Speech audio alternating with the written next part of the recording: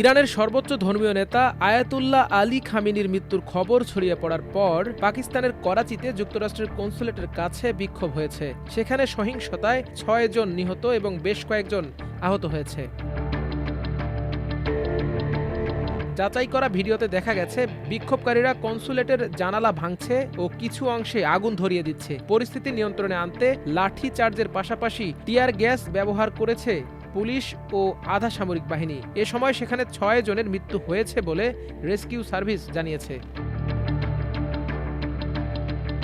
এর আগে রোববার ইরানের বার্তা সংস্থা তাসনিম ও ফার্স নিউজ এজেন্সির বরাতে আল জাজিরা জানায় দেশটির সর্বোচ্চ নেতা আয়াতুল্লাহ আলী খামেনি নিহত হয়েছেন। তার মৃত্যুতে ৭ দিনের সরকারি ছুটি ও ৪০ দিনের রাষ্ট্রীয় শোক ঘোষণা করেছে দেশটির সরকার। শনিবার খামেনির প্রাসাদ লক্ষ্য করে হামলা চালায় যুক্তরাষ্ট্র ও ইসরায়েল। এতে তার প্রাসাদ পুরোপুরি ধ্বংস হয়ে যায়। এছাড়াও এ হামলায় আলী খামেনির মেয়ে, জামাতা ও নাতি নিহত হন।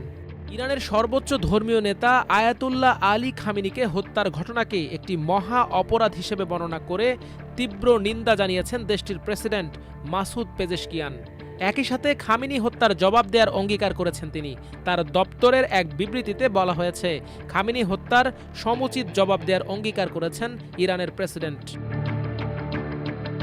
বিবৃতিতে বলা হয়, এই মহা অপরাধের জবাব দেয়া হবে। এটা ইসলামী বিশ্ব ও শিয়া মতবাদের ইতিহাসে একটি নতুন অধ্যায়ের সূচনা করবে।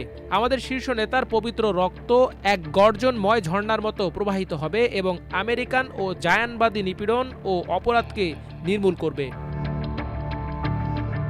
ইরানের প্রেসিডেন্ট বলেন, এবারও আমরা সর্বশক্তি ও দৃঢ় সংকল্প নিয়ে মুসলিম উম্মাহ ও বিশ্বের স্বাধীনচেতা মানুষের সমর্থনে এই মহা অপরাধের হোতা ও নির্দেশদাতাদের অনুতপ্ত হতে বাধ্য করব। সর্বোচ্চ নেতা আয়াতুল্লাহ আলী খামেনিকে হত্যার প্রতিশোধ নেয়ার ঘোষণা দিয়েছে দেশটির সেনাবাহিনীর অভিজাত শাখা ইসলামিক রেভলিউশনারি গার্ডস কর্পস IRGCও। ইরানের সরকারি বার্তা সংস্থা ফার্স নিউজের বরাতে এ তথ্য জানা গেছে। রোববার বাংলাদেশ সময় সকালে সরকারিভাবে তেহরান খামেনির নিহতের তথ্য নিশ্চিত করার পর এক বিবৃতিতে IRGCর পক্ষ থেকে বলা হয়েছে, আমরা একজন মহান নেতাকে হারিয়েছি এবং আমরা তার জন্য শোকাহত। মানবতার সবচেয়ে নিষ্ঠুর সন্ত্রাসী ও জল্লাদদের হাতে আমাদের মহান নেতার এই শাহাদাত বরণ প্রমাণ করে যে তার ব্যক্তিত্ব, নেতৃত্ব এবং দেশপ্রেম তাদের জন্য আতঙ্কজনক হয়ে উঠেছিল। বিবৃতিতে আরও বলা হয়েছে, যাদের হাতে আমাদের সর্বোচ্চ নেতা নিহত হয়েছেন তাদের এই জাতি ছাড়বে না।